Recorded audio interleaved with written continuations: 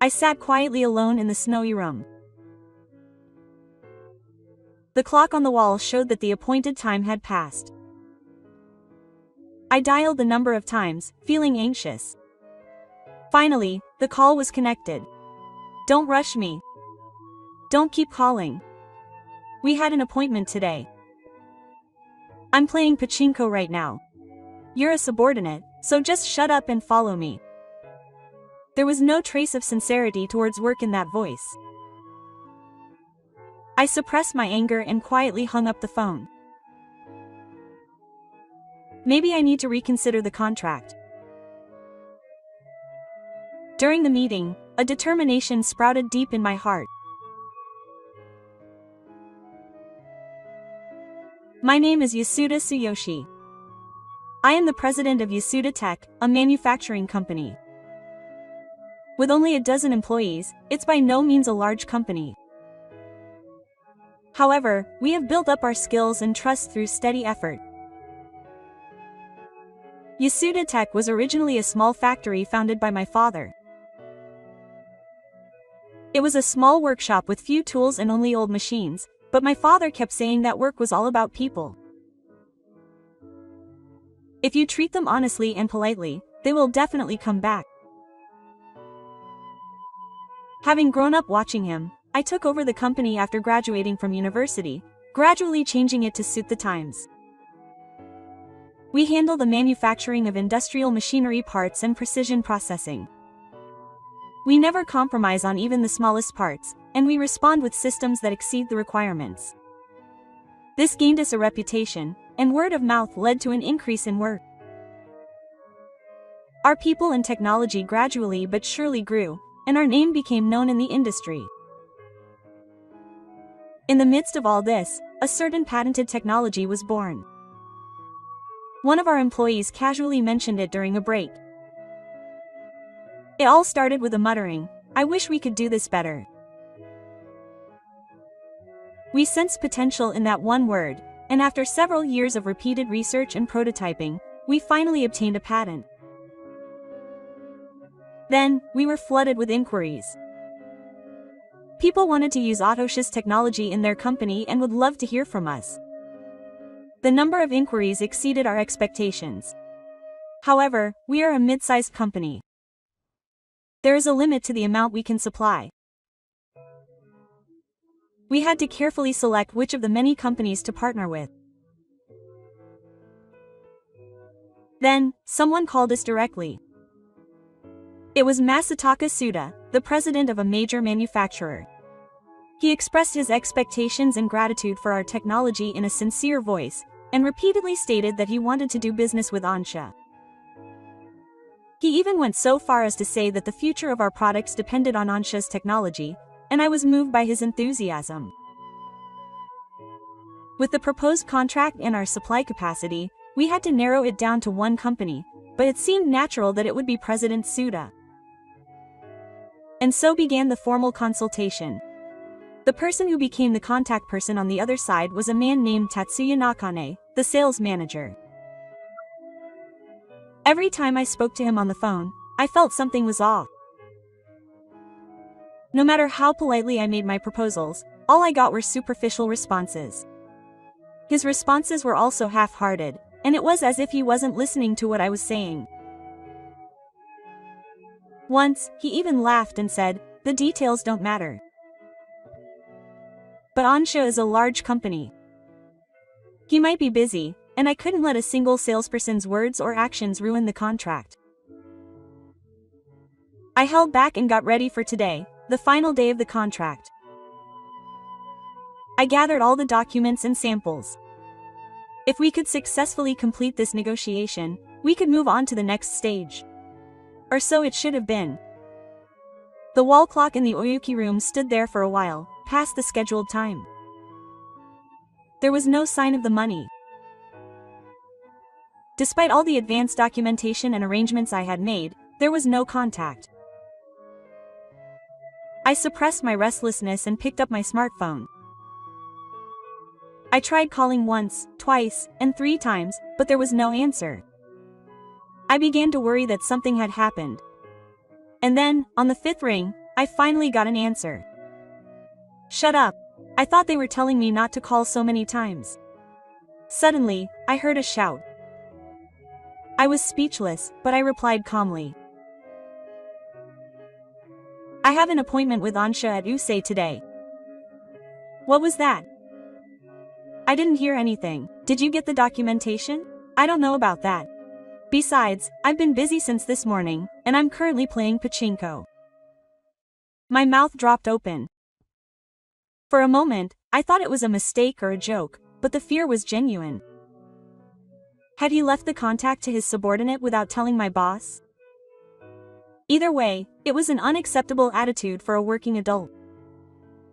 Today's date is also listed on the schedule confirmation documents I sent you in advance, just in case. I wish you had confirmed.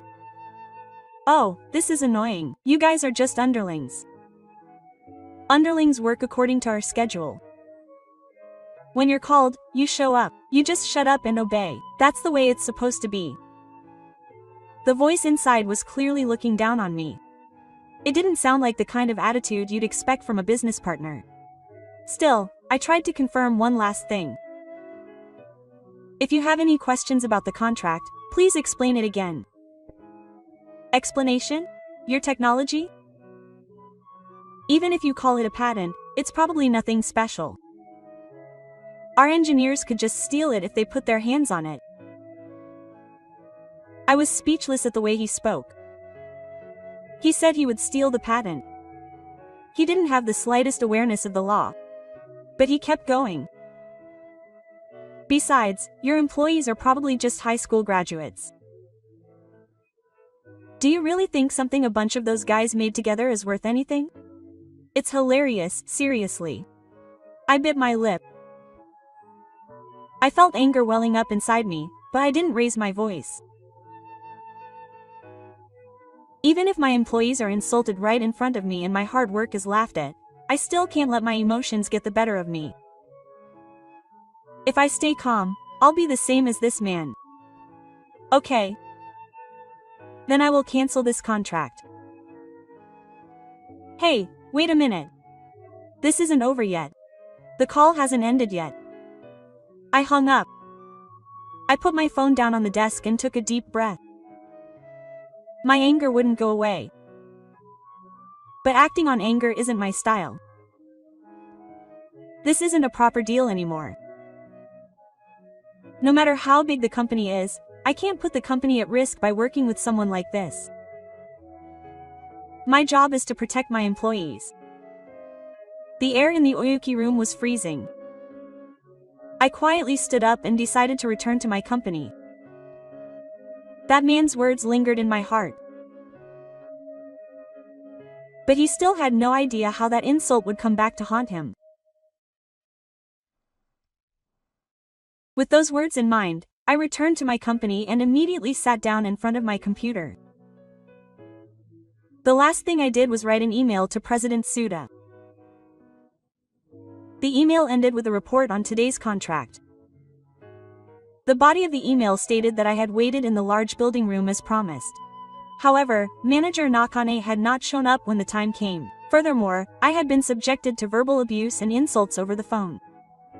There had been numerous remarks that belittled improvisational techniques, but the comm squad wrote down everything as facts.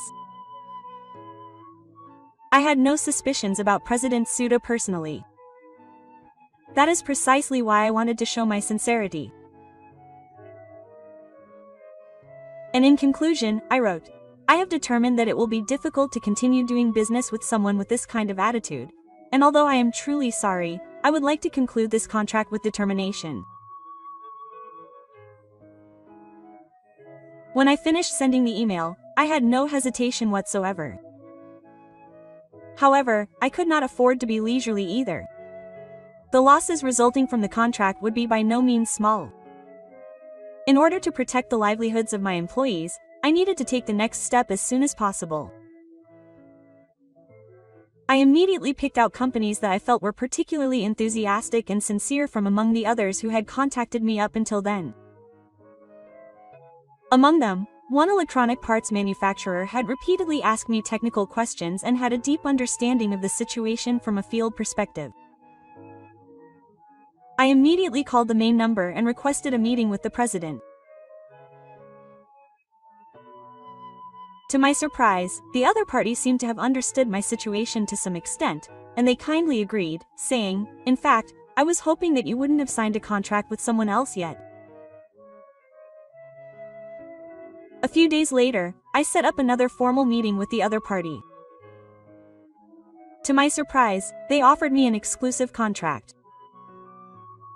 Ansha's technology will be the core of our products. Rather than competing half-heartedly, I would like to support you fully if you could consolidate your business. There was no lie in the president's eyes when he said this. The terms of the contract were also satisfactory. Ansha would bear all the burden of the investment, and would even provide funds for research and the introduction of new equipment. I accepted the proposal and decided to formally sign the contract. In this way, Yasuda Tech gained a new partner. New equipment was installed in the development team, and they were able to provide guidance on the development of products that applied patented technology. Sales stabilized, and employee salaries were gradually raised. More than anything, the atmosphere in the car became brighter. Our technology was being properly evaluated and needed. That was the greatest encouragement of all. There's no need to be swayed by silly condescension and arrogant attitudes. The only people we should really be dealing with are companies that respect us as important individuals. That was the clear lesson I learned from this encounter. And now I'll wait for the insiders to make their move. What will President Suda do when he finds out the truth? It's already begun. A few days later, President Suda returned from his overseas business trip the following week. A large number of unread emails had piled up on the desk in the president's office. My report email was buried among them. Suda casually opened it with great effort. And as he read through the text, his expression gradually became grim. Before long, he silently called out to Nakane's name. "Nakane-kun, come to the president's office." Sensing something unusual in his voice, his secretary quickly took over. Nakane entered the president's office with his usual light steps. But when he saw Suda's eyes, he immediately sensed the mood. "What's going on?" he asked in a quiet but sharp voice. Nakane was momentarily at a loss for words, but he shrugged and opened his mouth. "Oh, is that it? Well, those guys were strangely arrogant despite being subordinates. So I gave them some guidance, or rather, a warning. Then they got angry. Well, I could have just cut them off, but they came and said they wanted to cancel the contract." "Is that what you reported?" "Yes. Yeah, that's basically it. Don't mess with me." Suda's voice echoed in the president's office. "That technology is scheduled to be installed in our next flagship product. We've already coordinated with the relevant parties and orders are in progress. What's more, plans have already been made to apply that patent to multiple products. The project is moving forward in the hundreds of millions. You could be sued for damages for arbitrarily breaking off the contract. How do you plan to take responsibility for that?" "Hey, wait a minute. I didn't hear that it went that far. I didn't know. I didn't hear that. Who didn't check? I thought I had given them all the schedules and documents. They're just underlings, but they're always making a fuss about everything. Shut up. You contact the other party immediately and tell them what to do. And then reschedule the contract. I won't let this go on. Okay, Naka. This is a matter of the company's reputation." "Understood. I'll contact them right away." Naka ran out of the president's office, his face pale. By the time he realized the seriousness of the situation, it might have already been too late. That afternoon, a familiar number appeared on his smartphone. He pressed the call button silently, and the other party immediately spoke. Mr. Yasuda, I'm really sorry about the other day. His voice came out strangely. The nonchalant attitude he had had up until yesterday was completely different. The president is very angry about that incident, and would you please reschedule the contract? His tone was like a begging for his life. It was an incredibly logical argument, hard to believe coming from the mouth of a man who had once told his underlings to just shut up and bow down. But I had already decided on my response. No thanks. Please. There was a big fuss in the car about this incident, and if things continued as they were, the company might be sued for damages, and his words were trembling. His anxiety and fear were evident in his voice. I might be punished too. So could you please just let this go? Even as he said, "Let it go," he seemed to realize what he meant. He was being so condescending and insulting, and then he was telling me to just let it go if it became inconvenient. This is how contracts are treated in the common sense of Oedipus. Well, if it's a big company, they can get away with a little bit of unreasonableness, and titles and size are everything, not the contents of the contract. At least I don't think so. That's not what I meant. Then why did you tell your subordinates to just shut up and obey? Why did you laugh and say that patents are no big deal? Did you say even one responsible thing? Nakane seemed to be at a loss for words. After a few seconds of silence, he opened his mouth again, as if catching his breath. I was wrong. I'm sorry. So I'll give you one more chance. I don't want to bring the conversation back up now. I won't be contacting you again, and I don't feel the need to. It seemed that the outline of the crisis had finally reached him. But my voice remained quiet. I understood that this was the kind of company that would respond to my benefactor. We can't have anything to do with a place like that. At that moment, I could hear someone gasping over the phone. But the person on the other end hadn't given up yet. Oh, please. If this continues, I'll be fired. They've said that not only will I be punished, but there's a possibility that I'll even be held in court. Please, do something about this. It sounded like love in his voice. It was the desperate voice of a man who had been such a royal soldier, but it didn't move me. That's something that happens within my benefactor's company. It has nothing to do with me. But if the contract is suddenly cancelled, won't the company also suffer a loss? They could have made a much bigger profit if they had done business with us. A loss? I smiled sarcastically. Are you now trying to equate the results of your actions with a loss? I'll pay you the money. Even if it's double the amount I offered last time. Doing business with mouth should be a status symbol for you too, so that's enough. I said quietly. No matter how much money the other party offers or how well known their name is, trust once trampled on is not easily regained. I have already signed a contract with another company. It is also a major company like Ansha, but they are people who fully value the value of technology. And that contract is an exclusive contract. I cannot sign with anyone else in the future. I could clearly hear the person on the other end of the phone holding their breath. Exclusive.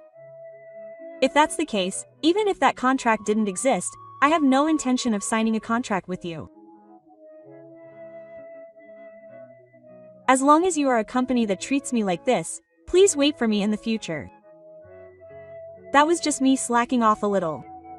Seriously, the fact that I was just playing pachinko for a bit was just a way to change my mood, and I didn't say anything in response to those words.